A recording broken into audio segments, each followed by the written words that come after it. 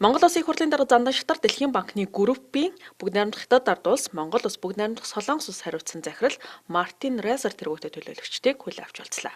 Уулзалтынханд Улсын их хурлын дарга Зандан шатар ноён Мартин Райсерыг шинэ албанд томилогдсонд нь баяр хүргээд бид Монголын эдийн засгийг шинжлэх хөтөлбөрийг дэмжих зорилго бүхий өргөдгсөн санхүүжилтийн хөтөлбөрийг амжилттай хэрэгжүүлнэ гэдэгт итгэл төгс байгаагаа илэрхийллээ. Тэрээр Монгол улс 1990-ад оноос зах зээлийн тогтолцоонд амжилттай шилжихэд Дэлхийн банкны зүгээс бүхий салбарт дэмжлэг үзүүлж ирснийг цохон тэмдэглэж, Дэлхийн банк нь Монгол улсын итгэлтэй түнш гэдгийг үгийнхээ ихэнд онцолсон юм а. Дэлхийн банкны группийн бүгд найрамдах Хятад ард улс Монгол улс бүгд найрамдах Солонгос улс хариуцсан захирал Мартин Райсер улсын их хурлын дарга цаг зав гарган хүлээн авч уулзж байгаад талархал илэрхийлээд Монгол улсад 18 жилийн дараа дахин ирж байгаадаа баяртай байгаагаа илэрхийлсэн юм. За мөн тэрээр Дэлхийн банк Монгол улсын хамтын ажиллагаа олон жил үргэлжилж байгаа хэдий ч өнөөдөр Дэлхийн банкны группийн олон улсын санхүүгийн корпорац Монгол улстай хамтран ажиллах хүрээ 3 дахин төлсөн.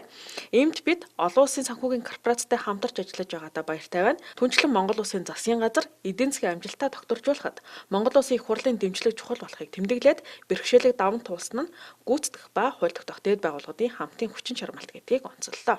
За мөн эдийн засгийн менежментийг дэмжих хөгжлийн бодлогын санхүүжилт үйл ажиллагааны хөтөлбөрийн 2 дахь тайлан ирэх 6 дугаар сард гаргахаар төлөвлөж байна. За ингэснээр нэмэлт санхүүжил болох боломжтой. Түүнчлэн Дэлхийн банкны групп нь дэлхийн зарим улс орнууд үүний дотор Монгол улстай байгуулсан түншлэлийн стратегийн хүрээний хамтын ажиллагааны хэрэгжилт дуусч байгааг дуулгаад түншлэлийн шинэ стратегийн хүрээг байгуулахад Монгол улсын их хурлын даргын санал чухал болохыг дурдлаа. За улсын их хурлын дарга Зандан шатар хэлэхдээ хэрэг эрхлэх газрын даргаар ажиллаж явах хугацаанд Монгол улсын засгийн газар 3 тулгуур хөгжлийн бодлого баталсан.